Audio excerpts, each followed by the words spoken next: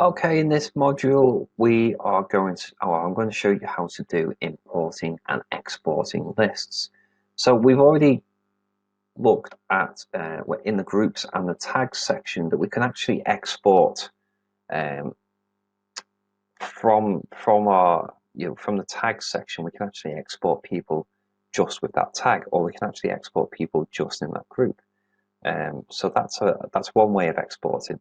And when we export, it exports what's called a CSV file. I think that stands for comma separated value. And what that is it's kind of like a universal format for sort of like a database of people, or a spreadsheet of information. So it stores it under something like it stores the names, and it separates them with a comma, and then you can actually import that into a range of different programs like Microsoft Excel or Google Sheets or something like that, and it will put them into relevant sections, a bit like this. So this is Google Sheets that I've got open. I've just thrown some names, email addresses in here. So what I'm going to do is I'm going to export this to sorry, just jumping back. Yeah, so we can actually export to a CSV and then open it in Google Sheets or open it in Excel and actually see the information. This Google Sheets that I've got here is one that I've created, and what I'm going to do is I'm going to save that as a CSV file and then import it into Mailchimp. So if we have a list of names and email addresses that we want to bring into our Mailchimp database, maybe you're moving from a different email marketing platform. Maybe you've downloaded some contacts that you've got on your website. Maybe you've collected names offline at an event, something like that, and then collated all that information into a Microsoft Excel sheet or a Google sheet, and then save it as a CSV file, and then we're going to import it into Mailchimp. So I'm just going to save this. I'm going to download as, there we go, a comma separated value sheet. Okay, so I'm just going to save this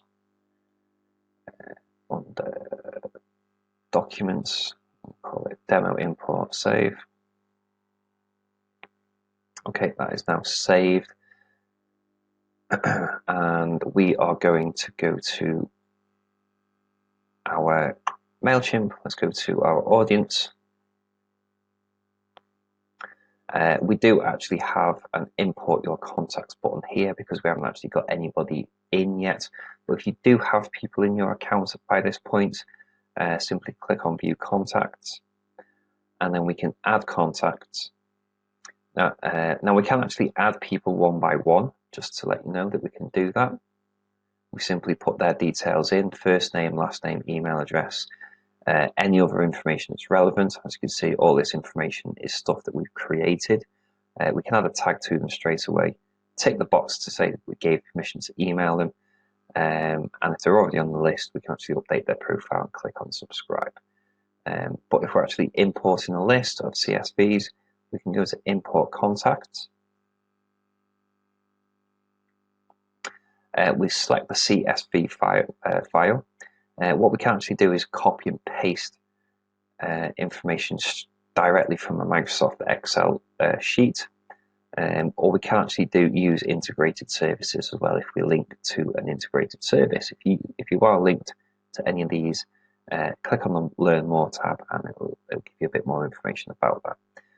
For this one, we're going to import a CSV file because we could have got this list from anywhere. We'll go to continue. Now we find the files. Go up and pick documents, and we're going to pick that file that we saved before. As you can see, duplicate addresses will be removed. Confirmation emails are not sent to people. So, if you do have that final welcome email turned on, it's not going to send that email out to them. So if you've promised these people an offer and you're using it in your final welcome email, then they're not going to get that information from you. And it also says that the Mailchimp trusts that you've gathered proper permission to send to every address on your list. So basically what that means is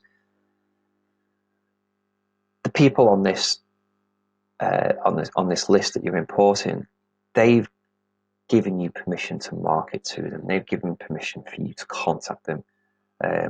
If this is a list that you've bought from somewhere, don't use it. You can't buy lists anymore, and they don't, they are not GDPR compliant. You do not have permission to contact those people. Don't do that. Make sure that people on your list, you have got permission to contact them. If they've given you permission and you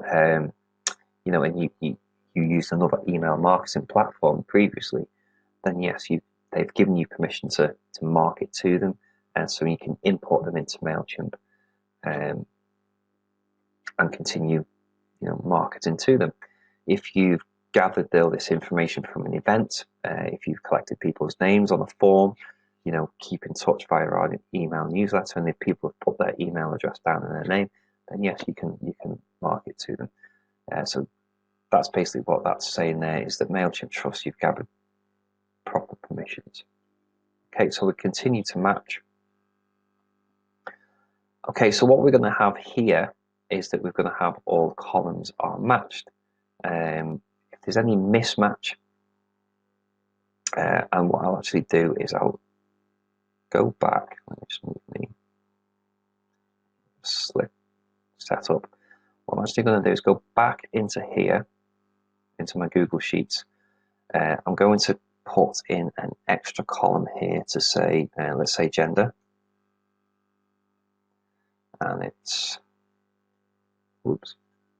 male,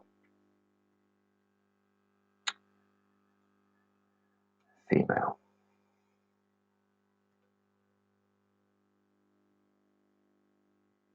male, female. And I'm just going to export this again, or download as CSV. I am going to call this one extra. Save.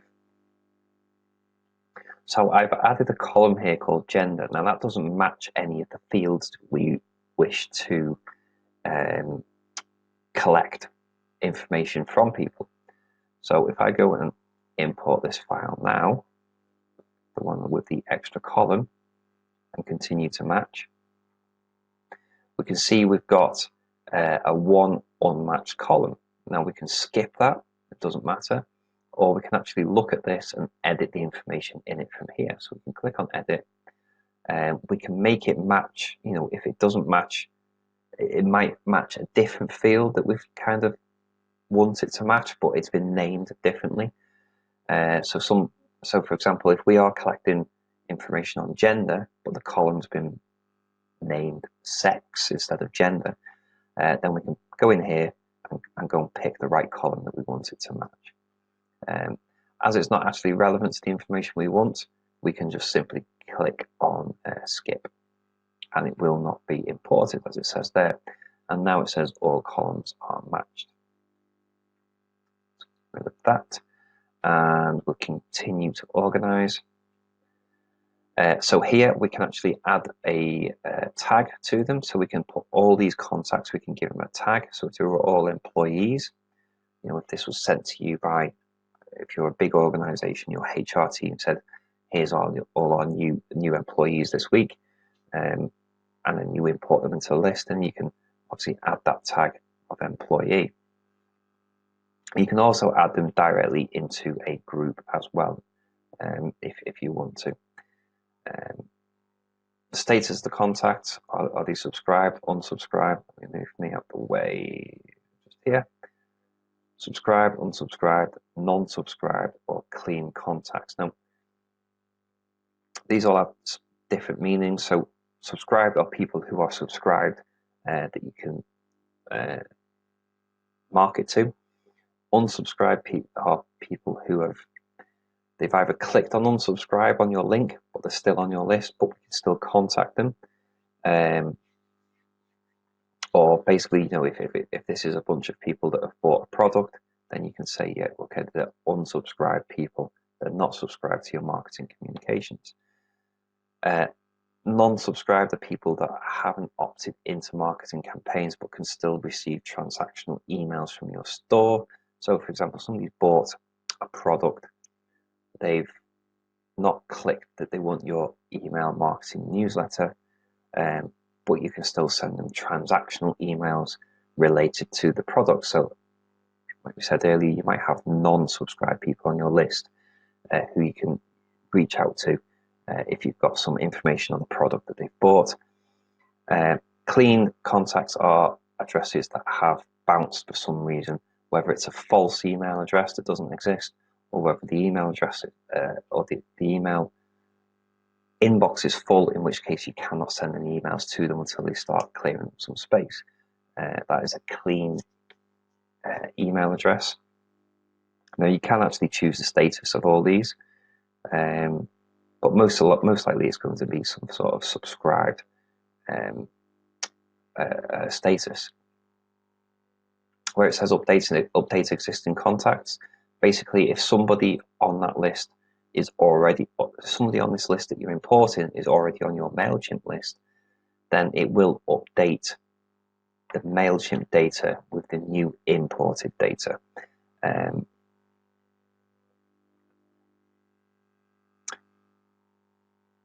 Yeah, it may take a bit longer to do that. If you're talking about thousands and thousands of people, it's always a good idea to actually check that. Otherwise, you could end up with duplicate lists, which can cause problems. Okay. Let me just move me back over here. Okay, and then continue to review. And that's it. It says you're all set up. Import method is a file. We're importing 3 out of 4 columns. Remember, we skipped one. The status of the contacts are going to be subscribed, and we are going to update existing contacts. We can change any of these from here as well. When we're happy, we go ahead and import. And that's it. Next time someone joins your it's just giving you a bit of information at the top. 4 contacts have been added. And now we can see in our audience we have 5 contacts in total, and we have all these extra people in our list. We can see some information on them. So we said they are subscribed. We didn't add any tags or groups. And the source of how they got onto our list is an import from a CSV file. So that's importing people onto our list. And for the reverse, we click on export audience. So what I'm actually going to do is just jump into a landing page that I've just quickly thrown together, and I am going to put in some random details.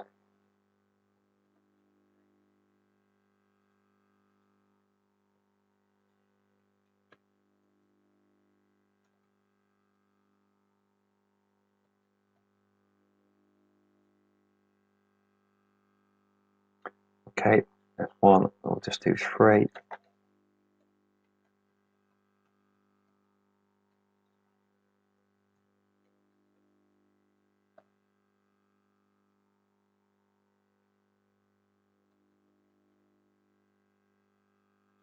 There's a second one, and let's do 1 more. Obviously, these aren't real email addresses, but it's just for purposes.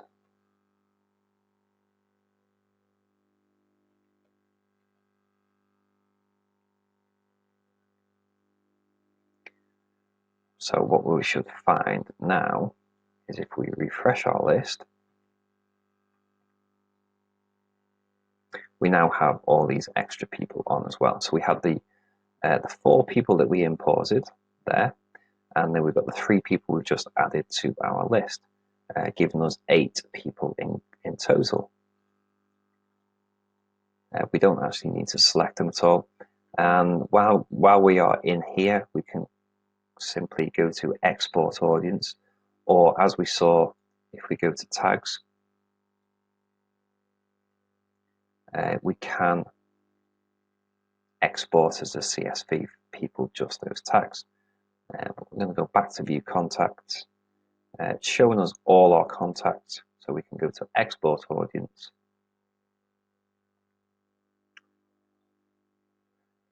And that's it, it's been exported. Now, what that will do is that Mailchimp will send you an email with the CSV file attached to the email. And what we can do is actually click on this export as CSV button and download that information straight away. I'm just going to save that in documents. It saves it as a zip file, so once you've downloaded it, you've downloaded the zip file, unzip it,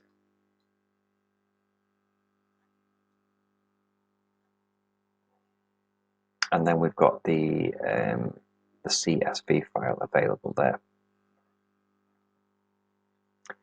And let's see if I can open this in Google Sheets. File, open.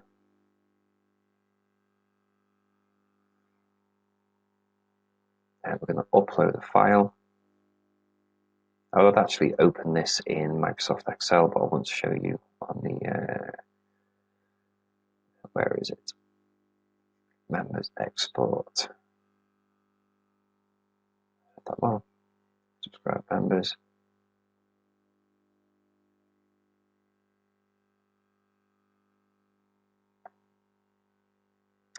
And there we can see we have our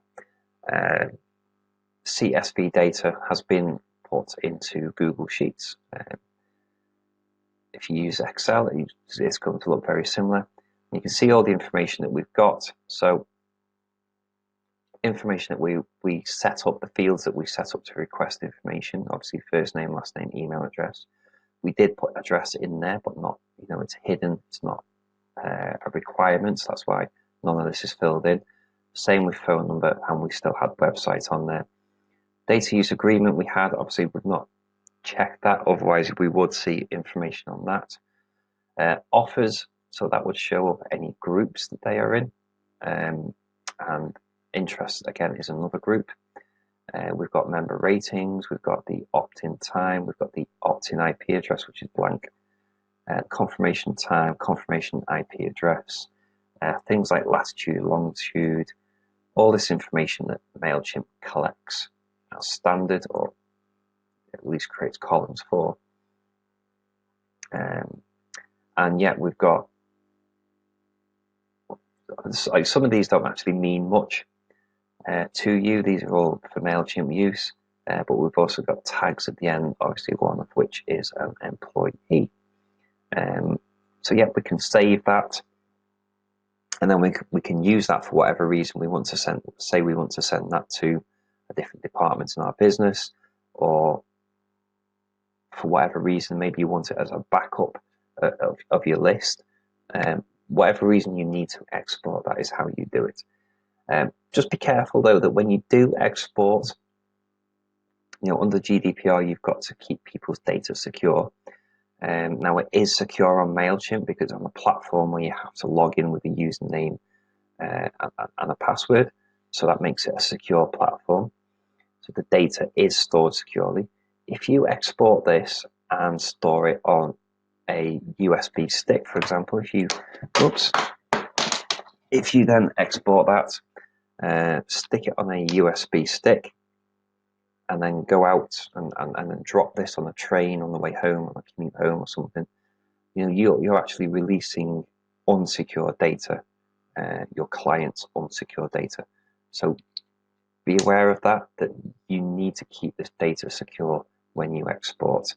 If you're exporting and importing somewhere else, as soon as it's done, take the data off your stick, or use a secure stored USB data stick or something like that.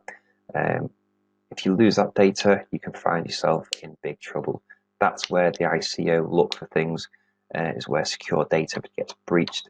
And I think they've punished big companies like Nissan and British Airways for releasing data unsecured. What I don't know the circumstances behind it, but there was data leaks for some reason, and it can be for something like that. Somebody's transferring data within an organization for whatever reason, and then storing it on an unsecured device, and then losing that device, and that's a data breach. So just be aware of that when you're exporting. But that is importing and exporting complete.